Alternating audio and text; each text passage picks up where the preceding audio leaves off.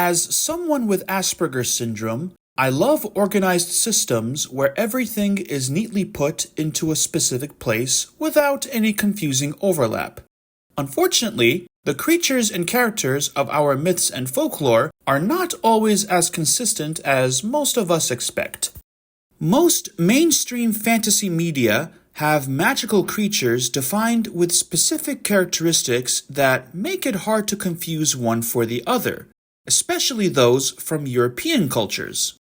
However, many mythical entities were not perceived with the same clear-cut differences and were much more ambiguous, especially those spread across multiple cultural spheres. This creates a challenge when trying to accurately flesh out supernatural beings in newer works of fiction.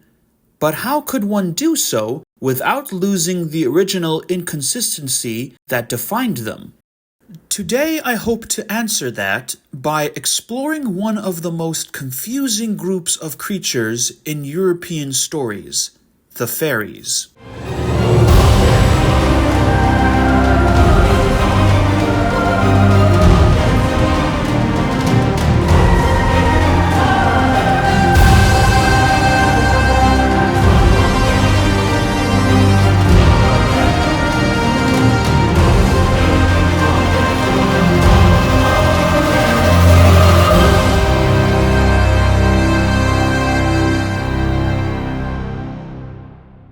So, when fairies are mentioned, what usually comes to mind are tiny, human-like magical beings with insect-like wings.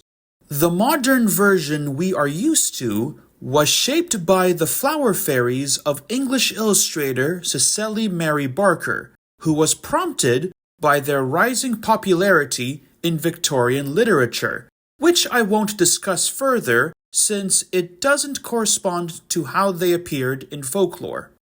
When looking at authentic stories, there's a dizzying array of creatures that are all considered fairies, despite not seeming like they have anything in common. Some appeared no different from regular people, while others are physically abnormal to the point of just barely passing for human.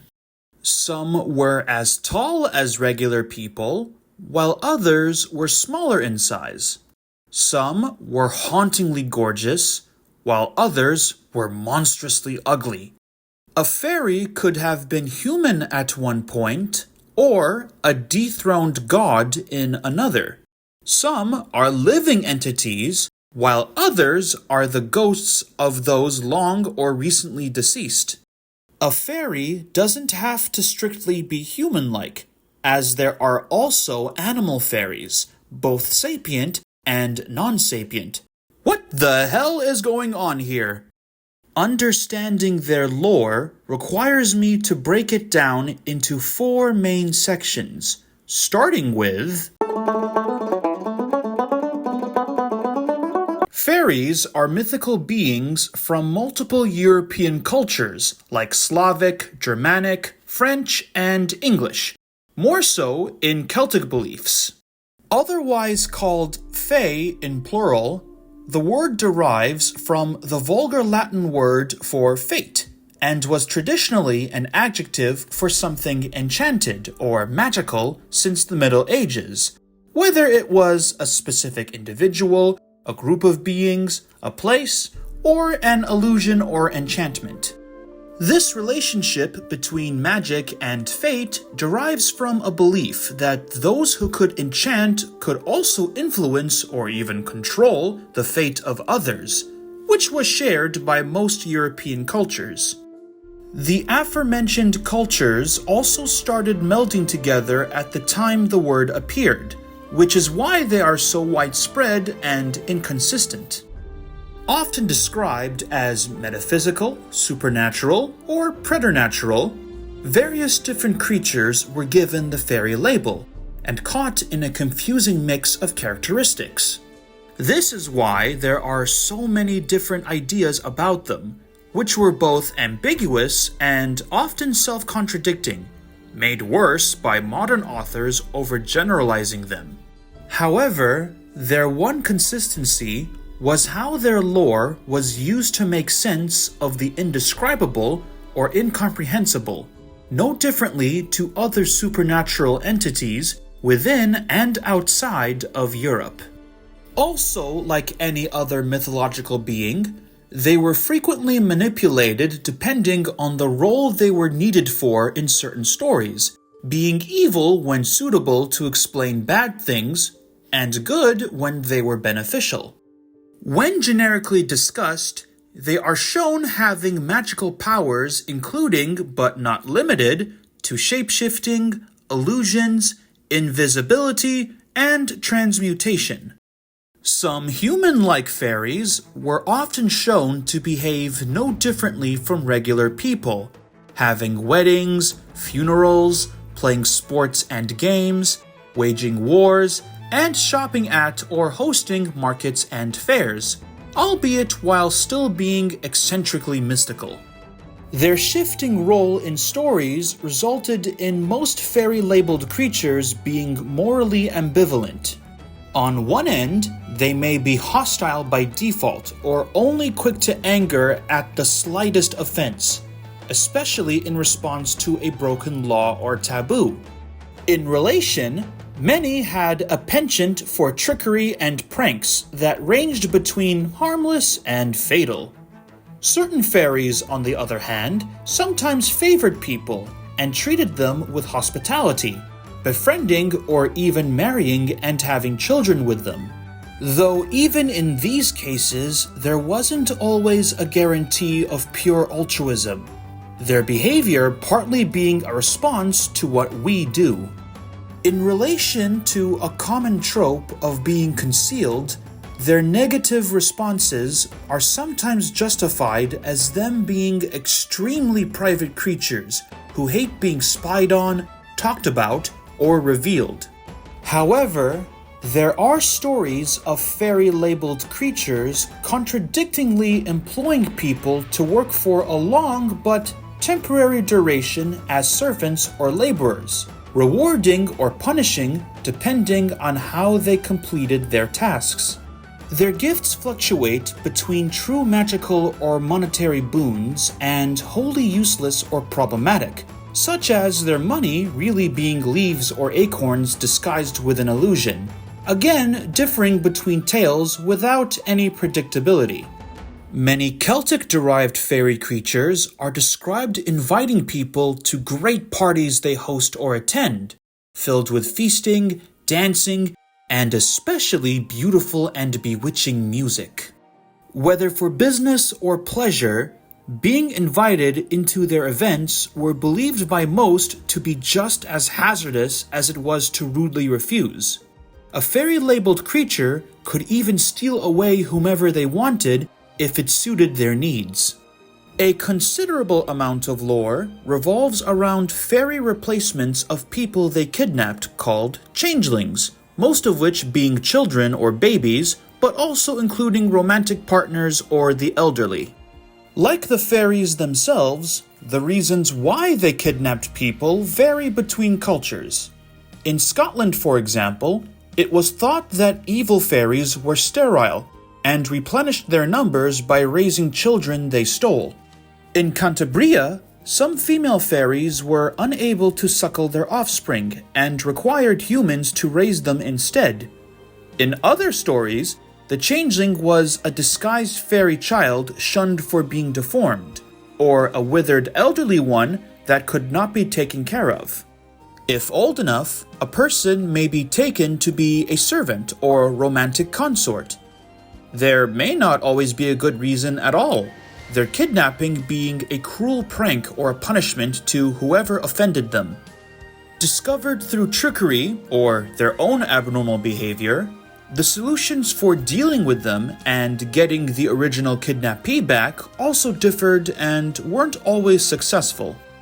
In any case, swapped people are a common theme in medieval literature, and it reflected concerns over those thought to be afflicted with unexplainable diseases, disorders, or developmental disabilities.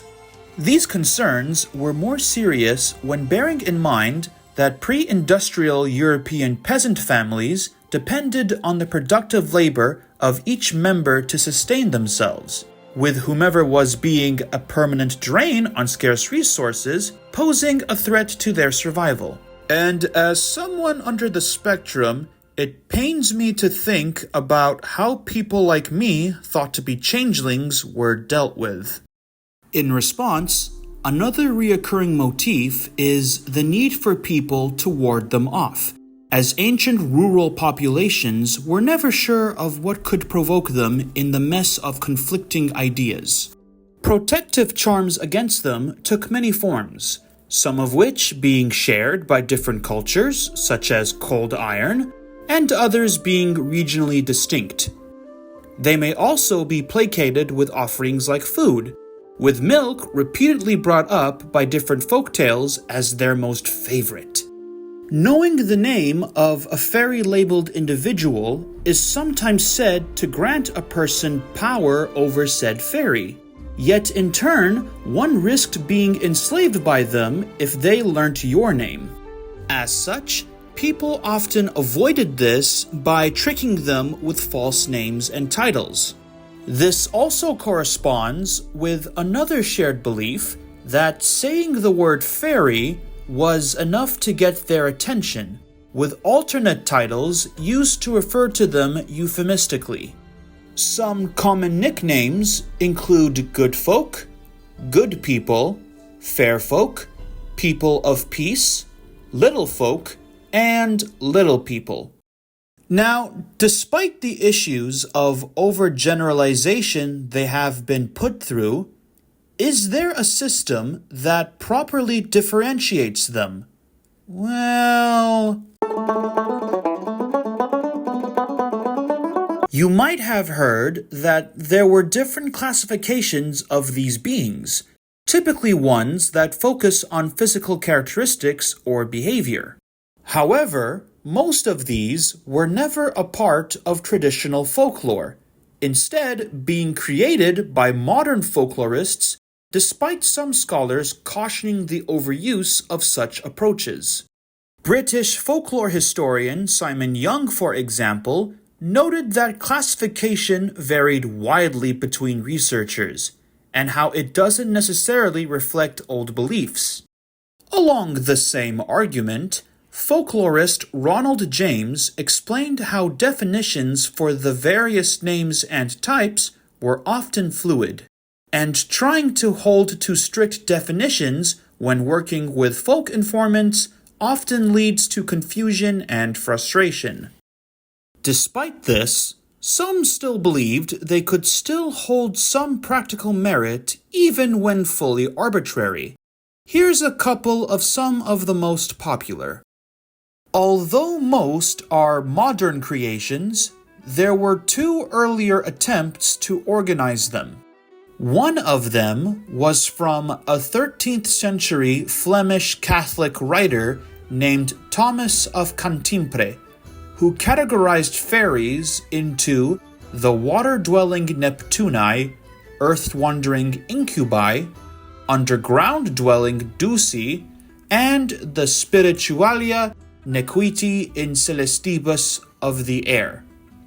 Later, in 1566, a man named John Walsh of Devonshire confessed knowing about white, green, and black fairies while on trial for witchcraft.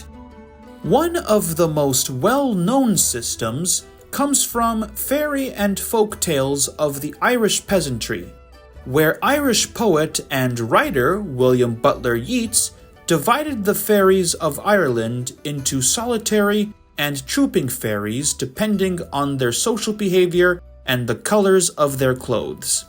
Solitary fairies lived on their own, wore red, gray, or brown, and were more likely to be harmful. Trooping fairies lived in large communities, wore green, and were renowned for singing and dancing, as well as being either friendly or unfriendly depending on circumstance. British folklorist Catherine Mary Briggs also noted a need for a third distinction she called domestic fairies, who lived in small family groups.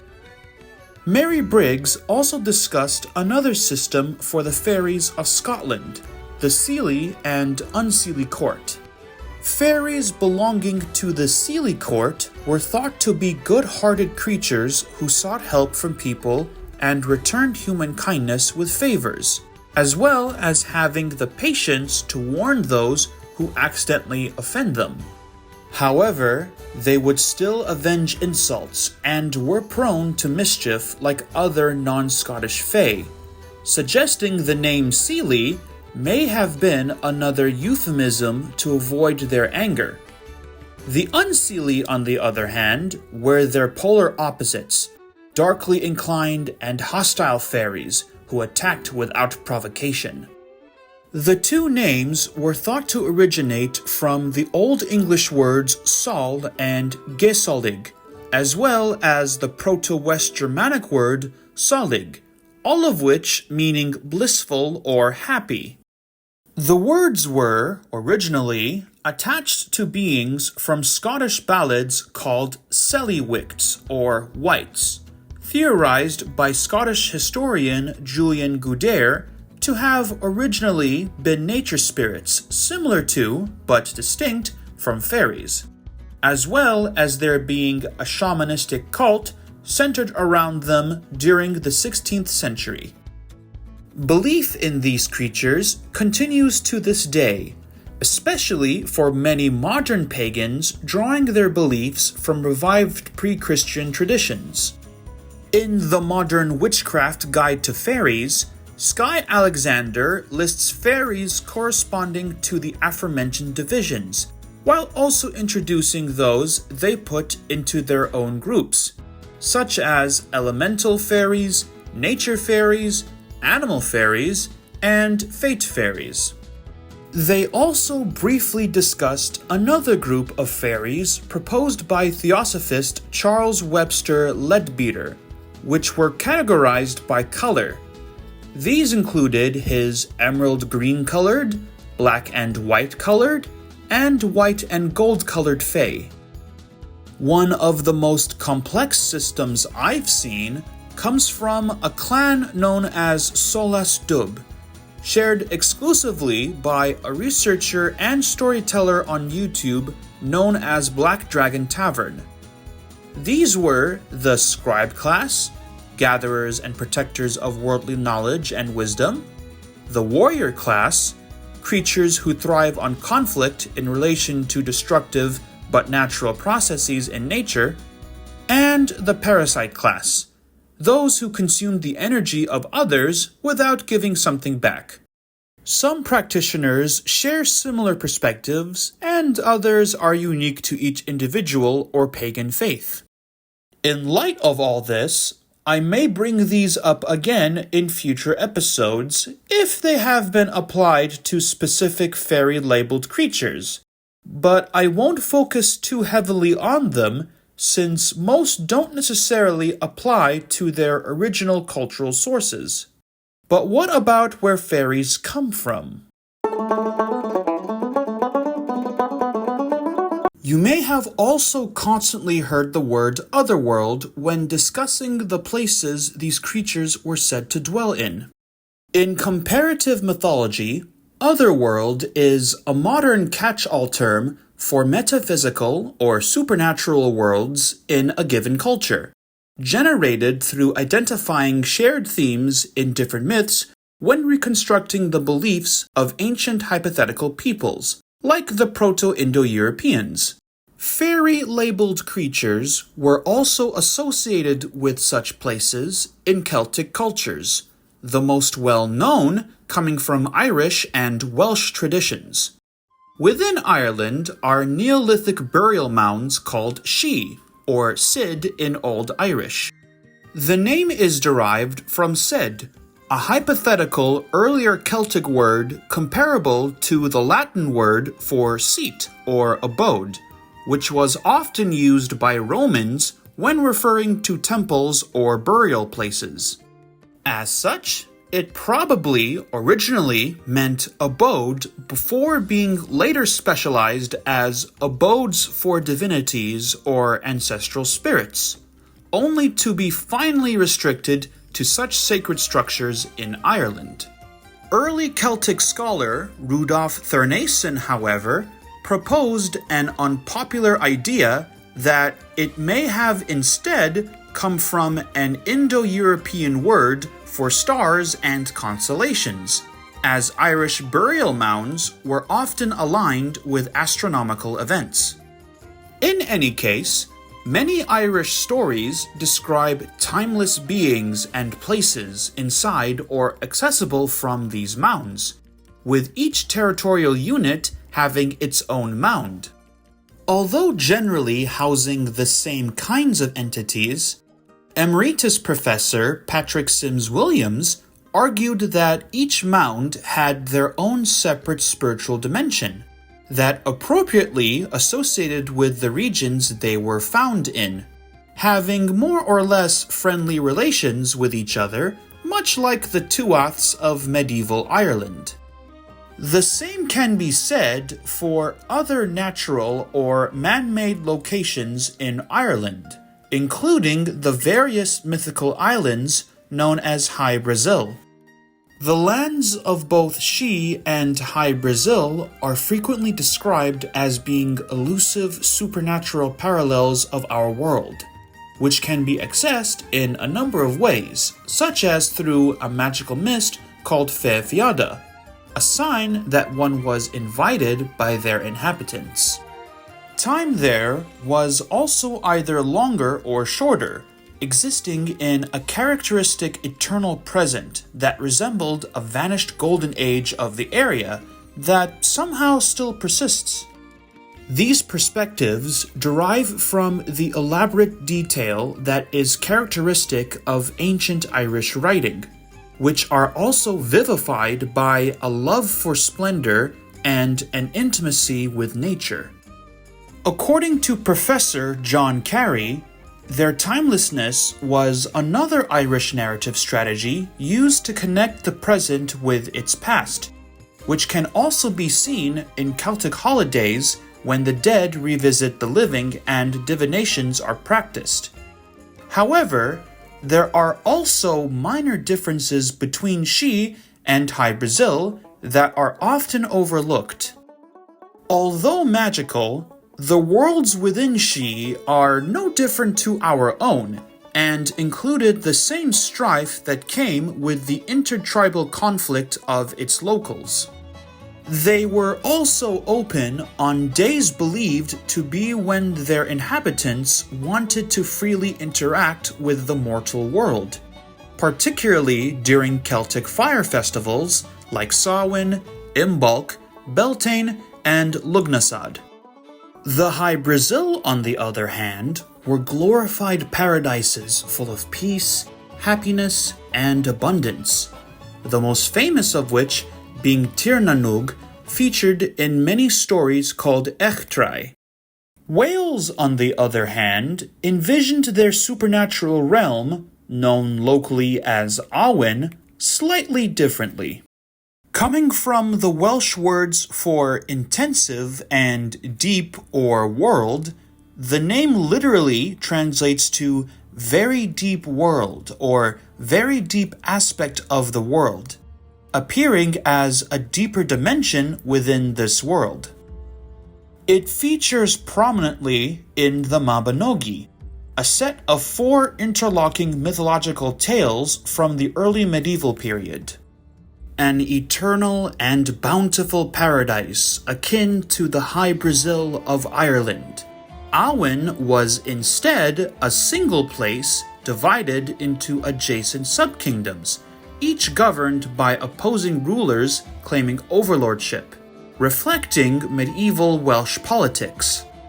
This one place was also said to be reachable through several locations in Wales, including real landmarks. Remarkably, there is evidence that the ancient Welsh knew of the Irish She and saw them as similar to Awen.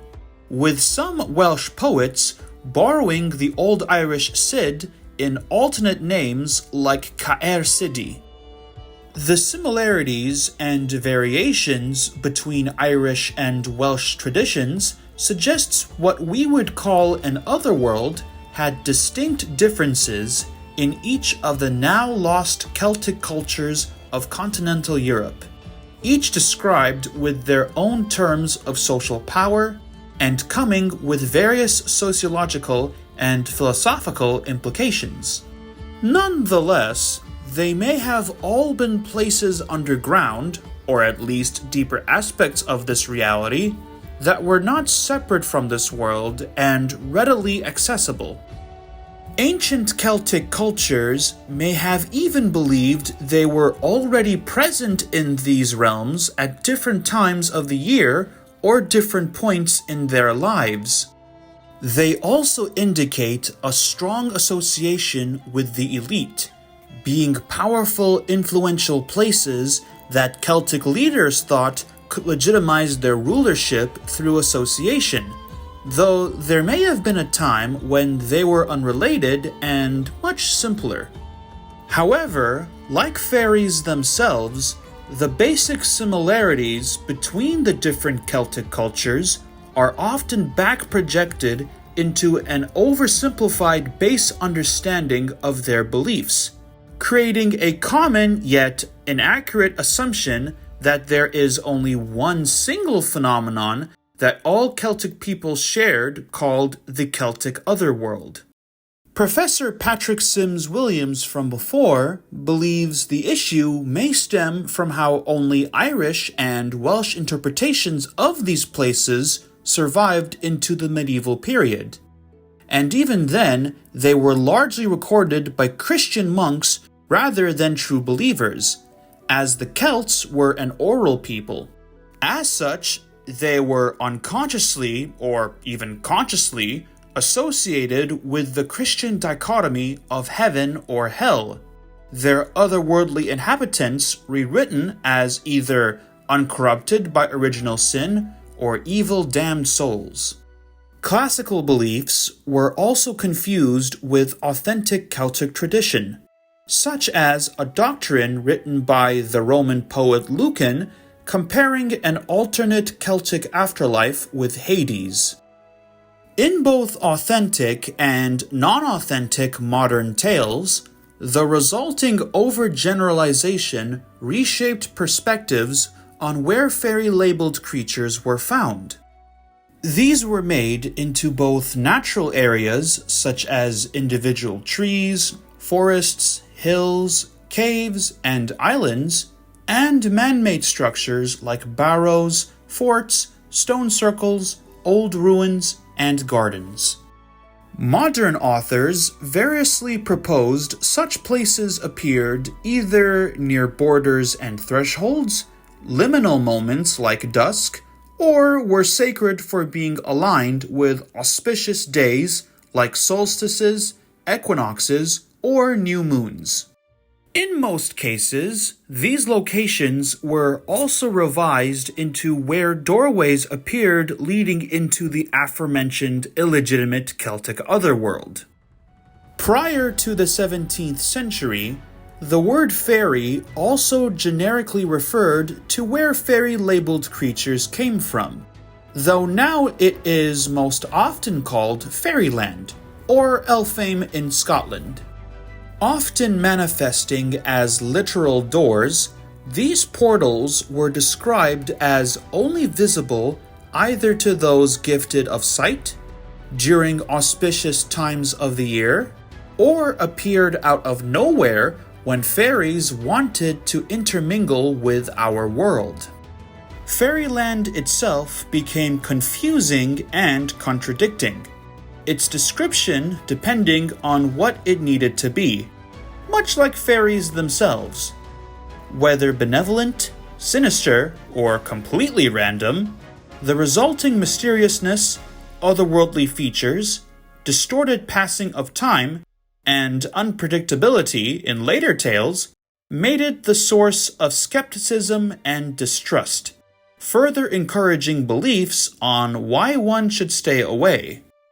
As much as the different supernatural Celtic places derived from a single older concept, fairies themselves likely don't have a single origin, as they and their stories are a conflation of disparate elements from various folk beliefs, literature, and speculation. Of course, this hasn't stopped folk theorists from coming up with their own explanations. Some suggest they derive from beliefs revolving around spirits of the dead.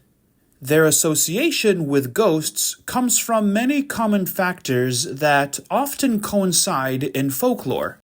In Ireland, the word she refers to both fairies and ancient burial mounds, and there are many stories where fairies are actual ghosts of the dead, or at least directly associated with them. However, this isn't the case with every fairy or tradition, and I haven't seen enough examples to suggest they make up the majority. Another supposed origin coincides with the arrival of Christianity in Europe, which reshaped fairy-labeled creatures into fallen angels or even demons. A Christian tenet describes a group of angels revolting and God responding by having the gates of heaven shut.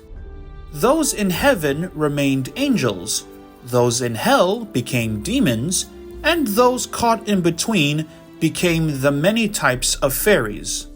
Others have said fairies were angels who were simply thrown out of heaven for not being godly enough, yet were not evil enough for hell, though in some traditions they were still subjects of the devil.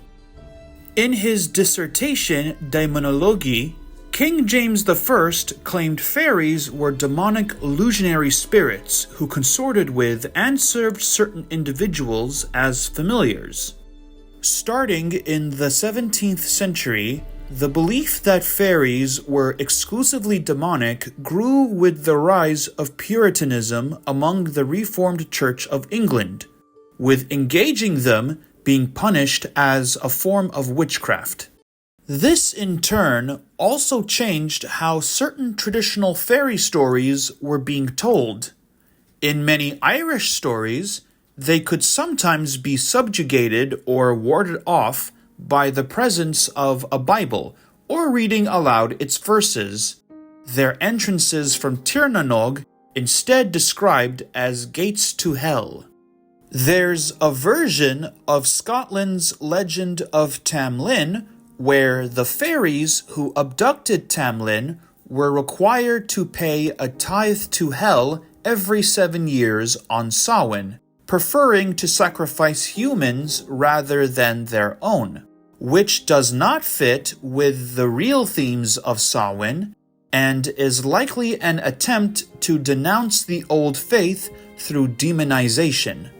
Some specific kinds of fairies were even frequently confirmed to be fallen angels, such as the Blue Men of the Minch in Scotland and the Adhene in the Isle of Man.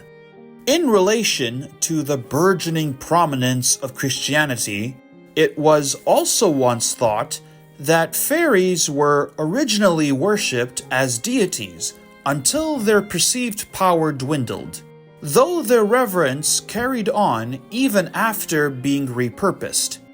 This more chiefly applies to the Tuatha De Danann in Ireland, but it isn't uniform across all other beings with the fairy label.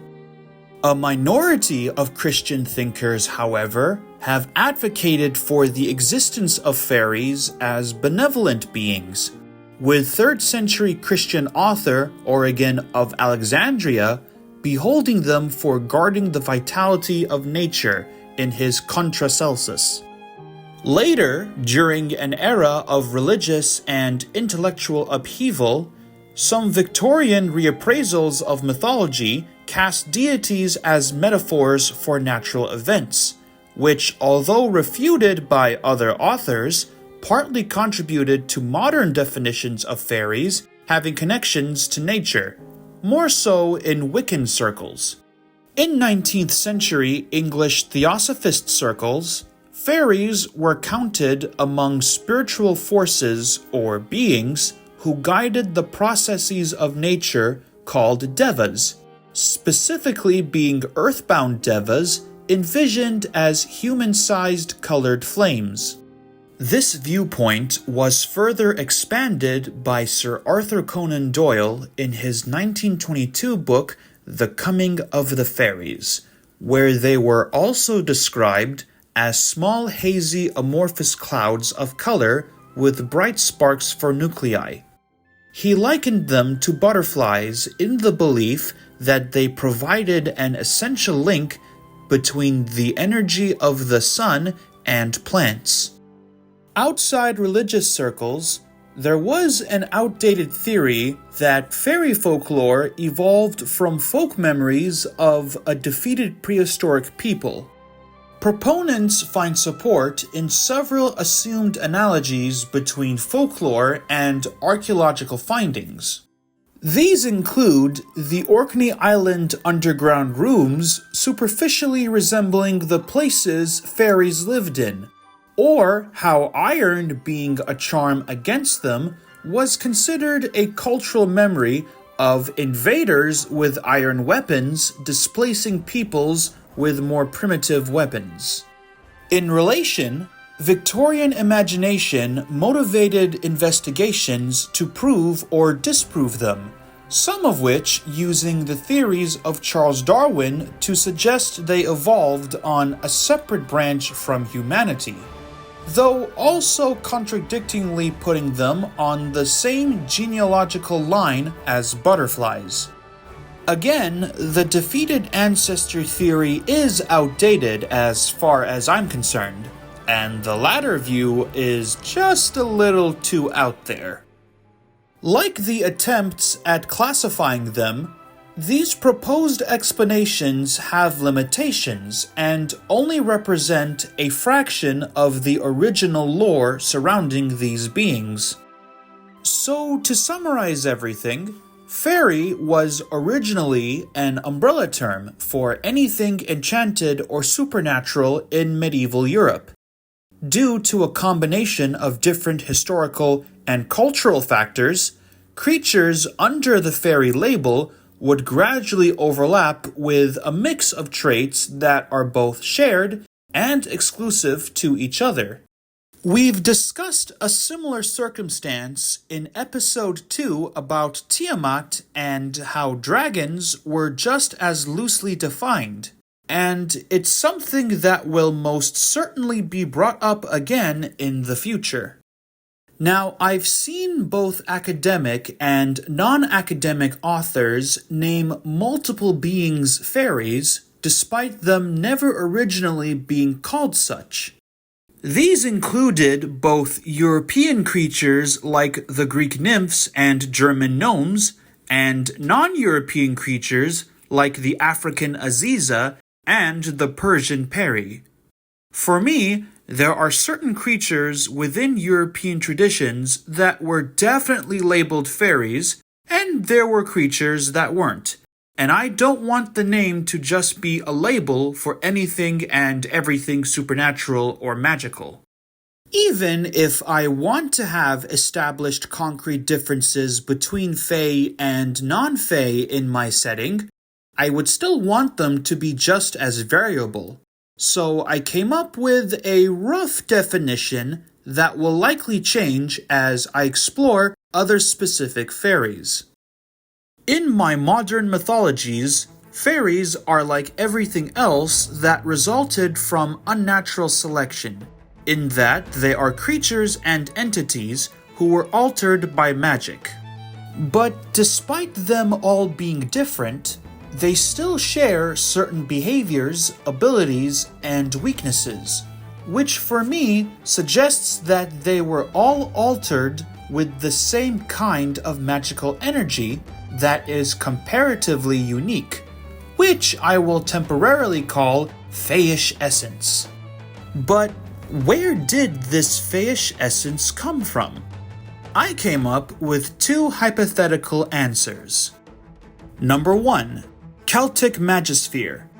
In my modern mythologies, magic across different places around the world has some basic uniform properties, yet alters their surroundings in different ways. All of which depending on what I find when researching topics for this series. For now, I will call the magical nature of an area its magisphere, and different beings can coexist in different magispheres. Creatures mentioned from multiple European cultures have been given the fairy label, but for me, they are most prevalent in places that were historically inhabited or at least affected by the ancient Celts, which included much of Central Europe, Western Europe, and the Iberian Peninsula. In this scenario, Faiish essence comes from the creation event and resulting magispheres associated with the ancient Celts. The first Fae born from this essence would then spread across the rest of Europe similarly to the real Celts, and in turn spread their influence into other magispheres. Number 2. Proto-Fairyland. Like I said before, a whole menagerie of distinct creatures are counted as fairies, both within a single geographic area and across multiple ones. Recalling how magic affects certain areas differently, many magical creatures can appear from just existing in a place. Perhaps in this scenario, Faiish essence may have appeared in the distant past from its own alternate realm, a proto-fairyland that somehow seeped into the mortal world and altered various wildlife, sapient races, living individual entities, and even ghosts of the dead into what we would call fairies today. This is basically a revised version of my Celtic otherworld idea that I initially abandoned, without it being any of the currently known fairy realms like Tirnanug or Awen. Those appear much later, but may share similar properties with what is essentially a hypothetical cradle of fairy kind. I may choose one over the other depending on how I flesh out specific fairies, or they may both be changed or abandoned for something better in the future.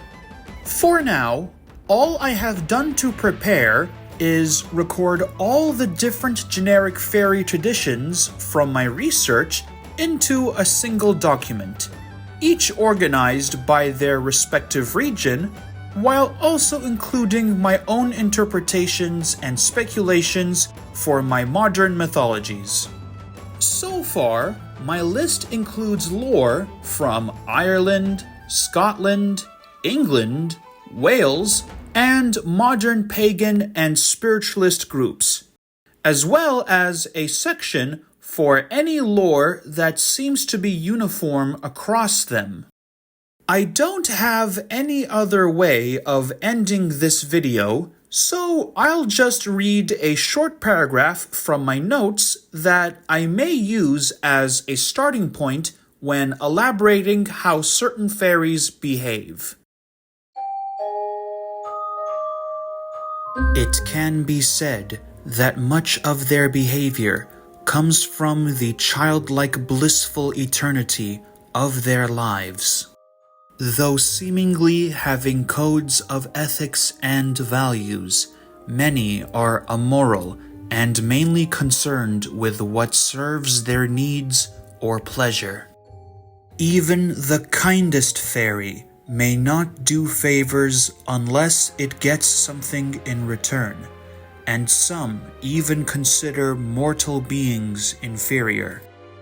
They may also be capricious and quick to anger at slight offenses or the breaking of their laws or taboos, being much more strict than we would be accustomed to.